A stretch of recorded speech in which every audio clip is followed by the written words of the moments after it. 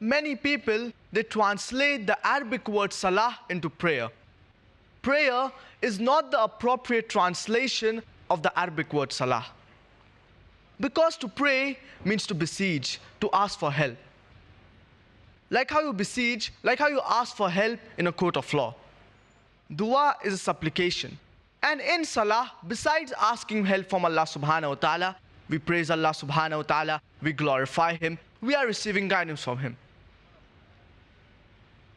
Therefore, salah is simultaneously called as a programming towards righteousness, or conditioning, or in layman's terminology as brainwashing.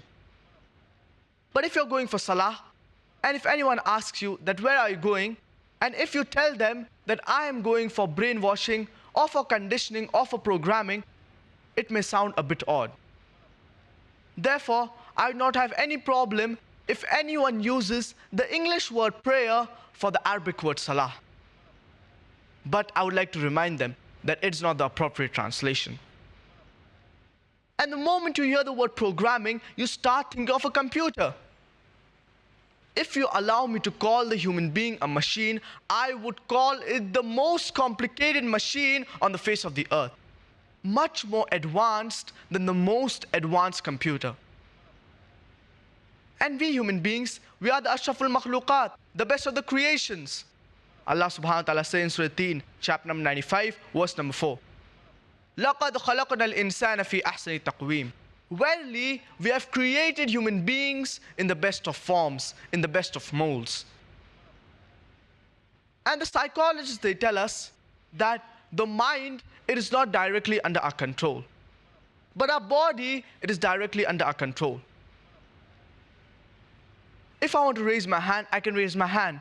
If I want to take a step forward, I can take a step forward. But the mind, it is not directly under our control. Our body is directly under our control. That's the reason many of us might have experienced that while we are offering salah, our mind wanders. And for example, if a student, after appearing for an examination, he offers salah, he will start reviewing the examination paper in his mind.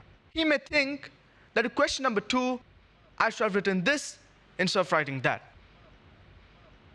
If a businessman offers salah, he may think that how much profit have I made? How much goods have I sold? If a housewife is offering salah, she may think that what should I cook for my husband? Should I cook biryani or should I cook pulao?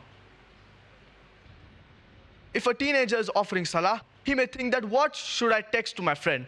When should I call my friend? Therefore, there are high chances that while we are offering salah, our mind will wander. And why does our mind wander? Because our mind is empty. And a human mind, it cannot remain empty. That's the reason it wanders. And we know the basic things that we recite in our salah, Surah Fatiha and other short surah of the glorious Quran. It's mechanical.